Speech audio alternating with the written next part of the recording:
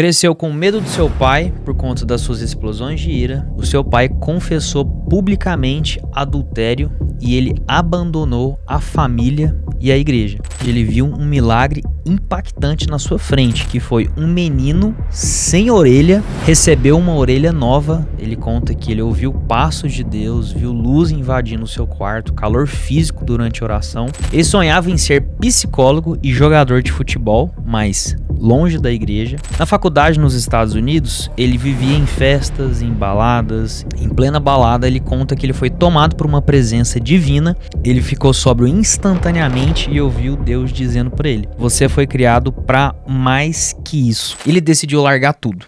O que ninguém te conta sobre o Dunamis e o Theo Hayashi? Fica nesse vídeo, que é sobre isso que nós vamos falar hoje. O Theo, ele é filho de pastor japonês em São Paulo. Ele foi criado em um lar cristão, mas ele foi marcado por uma infância, de certa forma, traumática. Cresceu com medo do seu pai por conta das suas explosões de ira e por conta de uma vida dupla ministerial. Aos 7 anos, ele viveu um dia devastador, que foi no aniversário da sua irmã. O seu pai confessou publicamente adultério e ele abandonou a família e a igreja. E naturalmente, isso fez com que ele cresceu sentindo culpa pelo colapso da igreja do seu pai e desejando fugir do peso do sobrenome pastoral. Quando ele tinha 9 anos de idade, ele viu um milagre impactante na sua frente, que foi um menino sem orelha, recebeu uma orelha nova depois que alguém orou com uma imposição de mãos, isso foi uma conferência com o Carlos Anacondia lá na Itália. Aos 10 anos, ele recebeu o batismo no Espírito Santo na sua própria casa, de forma simples, com a sua tia orando com ele e com a sua irmã. A sua adolescência, ela foi marcada por momentos sobrenaturais. Ele conta que ele ouviu passos de Deus, viu luz invadindo o seu quarto, calor físico durante a oração. E na sua adolescência, entre São Paulo e Inglaterra, ele estudou em vários colégios americanos e vivendo num ambiente multicultural. Ele sonhava em ser psicólogo e jogador de futebol, mas longe da igreja. Ele viveu um cristianismo frio, cultural e especialmente nos Estados Unidos. Ele, como ele mesmo dizia, um evangélico de nome, mas com uma vida mundana. Na faculdade nos Estados Unidos, ele vivia em festas, em baladas e pecados com culpa. Como ele mesmo dizia, que ele não conseguia pecar gostoso, com as suas próprias palavras.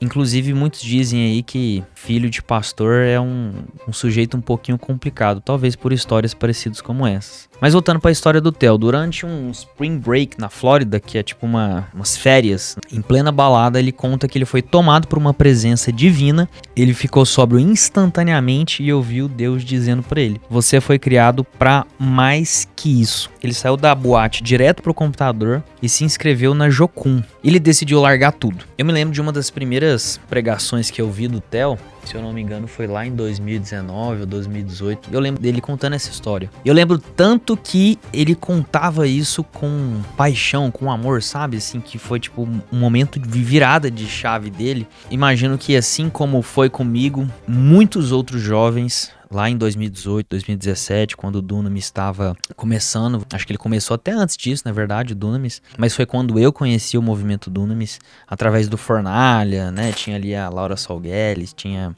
Nova Geração, tinha Rodolfo Abrantes, e foi muito legal, assim, esse início do Dunamis. Realmente despertou um desejo ardente por amor a Jesus. E, enfim, tô aqui pra falar um pouco mais da história dele. Ele passou 5 anos com um cara chamado Kingsley Fletcher, num treinamento nada Nutella, segundo suas próprias palavras. Ele fazia jejuns radicais, tinha confrontos diretos, e ele questionava: você veio aqui só pra buscar green card ou você veio aqui realmente pra buscar a presença de Deus? Ele tinha pouca grana de propósito e ele falava: sem dinheiro você jejua ou você depende de Deus. Então ele trabalhou de tudo, mas nunca pregou no púlpito. Ele teve aprendizados na prática e uma formação de caráter durante essa época. Esse líder, inclusive, olha que doideira, esse líder chegou a chamar o Theo para uma briga quando ele falhou com alguma coisa numa conferência. Então foi uma moldagem dura e sem mimimi. Então muitas vezes as pessoas querem ser como o Theo Hayashi, querem viver o que o Theo Hayashi está vivendo, mas será que você suportaria passar por esse momento de pressão e de construção e de formação naquilo que o Theo passou com uma situação como essa? Tem muita gente aí que não aguenta nenhum tipo de desencontro com seu líder de células, o seu pastor. Nessa história a gente vê que o tanto que realmente o Theo foi forjado e foi formado, foi lapidado durante esse processo com a sua liderança.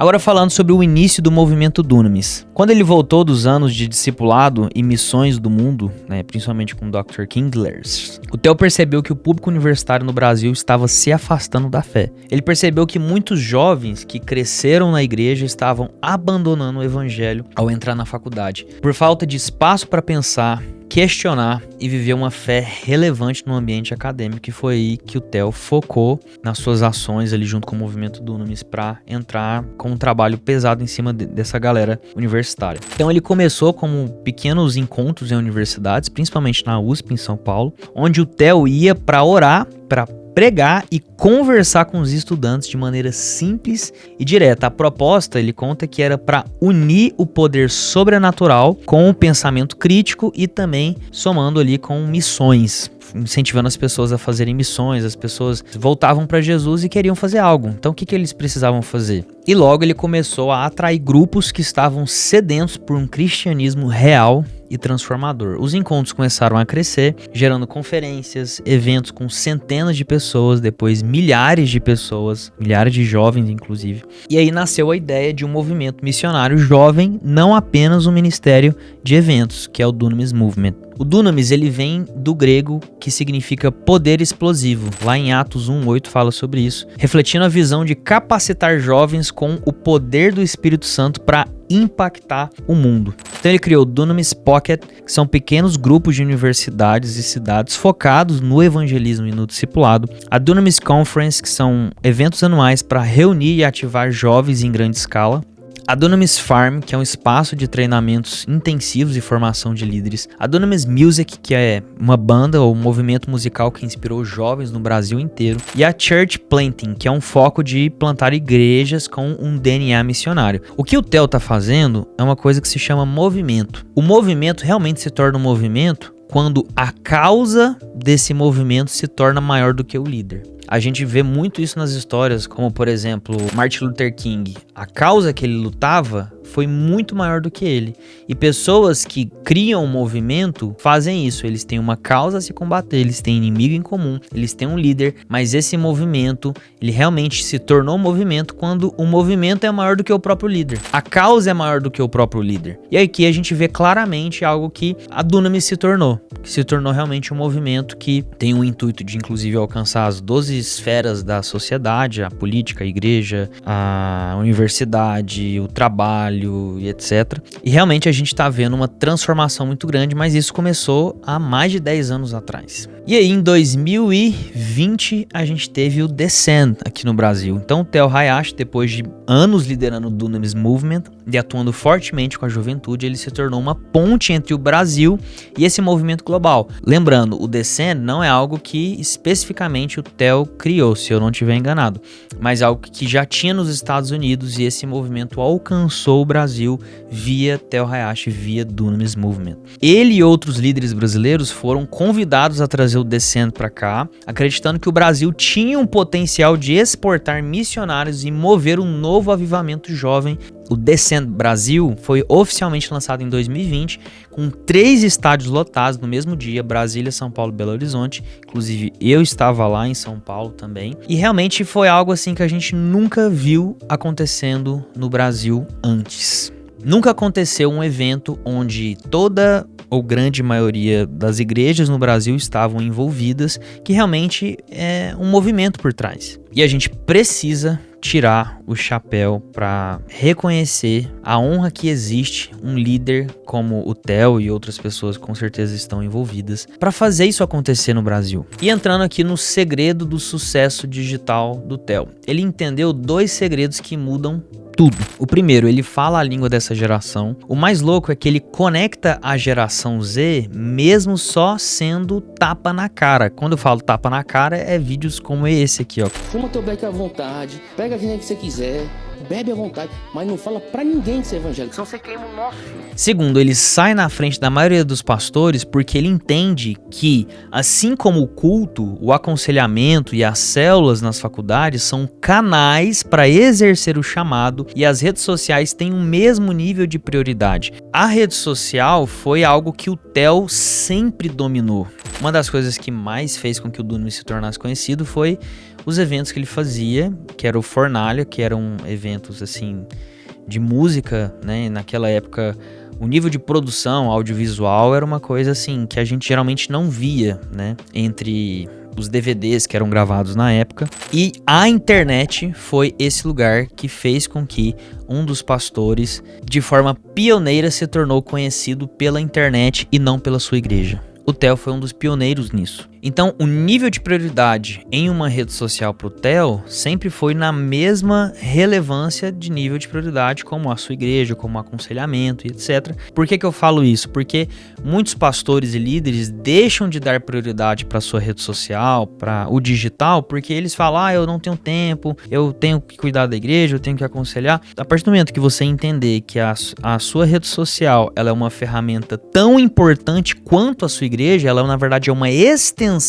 da sua igreja, com certeza você deve dar mais prioridade para sua rede social. E foi isso que gerou o fenômeno do efeito Dunamis, que é jovens largando tudo para estudar missões, se dedicar à teologia e investir tempo pesado no propósito, em vez de se desperdiçar para o mundo. E o que realmente é inegável, com milhares de novos alunos todos os dias que o Dunamis tem, tanto na Dunamis Farm, de pessoas estudando para missões, para viverem realmente missões de evangelismo, ele também tem os seus treinamentos online. E com milhares de novos alunos todos os dias, ninguém nunca chamou o Theo de vendedor de curso. Porque o que ele oferece não soa como mais um curso, alguém que só faz aquilo ali da vida. Soa como uma resposta a uma sede real. Tudo é extensão do propósito e ele é entregue com excelência e no formato que a audiência precisa, no formato que os nossos jovens precisam. A atenção dos jovens está onde? Está nas redes sociais. Um culto de 2 horas num domingo não consegue competir com as outras 63 horas que um ser humano normal passa na rede social durante a semana. Então, se você não tiver posicionado na rede social, você começa a se tornar um anônimo. Você não alcança ninguém. E o Theo tá aqui para mostrar para nós que aqui tá o segredo. Quando o propósito é claro, você não precisa forçar nada. O propósito, ele cria um movimento. O movimento gera uma necessidade e dessa necessidade nasce o seu treinamento, nasce a sua rede social, nasce o seu conteúdo. E gerar renda para sustentar o ministério se torna apenas uma consequência daquilo que você está fazendo. Mas e aí, eu quero saber a sua opinião. Você acha que o Theo realmente fez um trabalho relevante no Brasil através do Dunamis? Ou realmente é algo só um movimento que isso deve passar? Quero saber a sua opinião, me conta aqui nos comentários. E se você gostou desse vídeo, já curte aqui e se inscreva no canal para você receber mais conteúdos como esse. E se você quiser levar o seu propósito para o digital e quiser a minha ajuda para aplicar a mesma estratégia que eu usei para fazer nos treinamentos desses grandes nomes que estão aparecendo aí na sua tela, aqui na descrição vai ter um link para você aplicar para um diagnóstico gratuito do seu perfil feito por mim ou por algum especialista do meu time.